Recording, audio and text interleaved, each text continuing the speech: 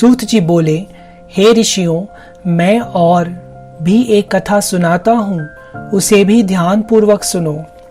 प्रजापालन में लीन तुंगध्वज नाम का एक राजा था। उसने भी भगवान का प्रसाद त्याग कर बहुत ही दुख सान लिया था।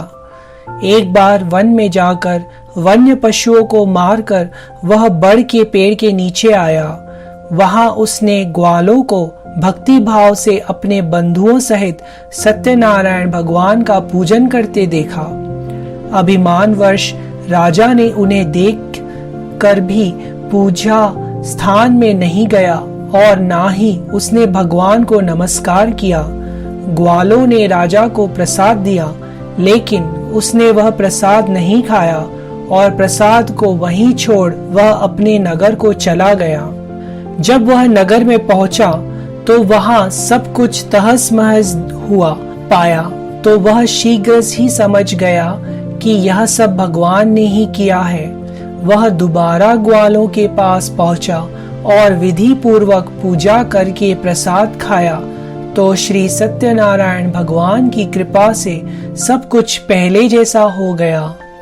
दीर्घ काल तक सुख भोगने के बाद मरणोपरांत उसे स्वर्गलोक की प्राप्ति हुई। जो मनुष्य परम दुर्लभ इस व्रत को करेगा तो भगवान सत्यनारायण की अनुकंपा से उसे धन धान्य की प्राप्ति होगी।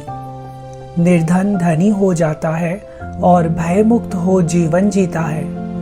संतानहीन मनुष्य को संतान सुख मिलता है और सारे मनोरथ पूर्ण होने पर मानव अंत काल में वैकुंठ धाम को जाता है। सूत जी बोले, जिन्होंने पहले इस व्रत को किया है, अब उनके दूसरे जन्म की कथा कहता हूँ।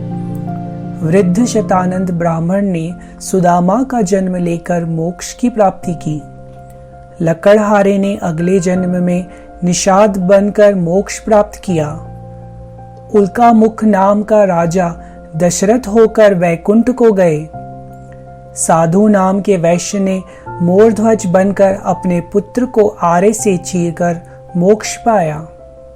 महाराज तुंगध्वज ने स्वयंभू होकर भगवान में भक्तियुक्त हो कर्म कर मोक्ष पाया। श्री सत्यनारायण व्रत कथा का 5वां अध्याय संपूर्ण। बोलिए श्री सत्यनारायण भगवान की जय।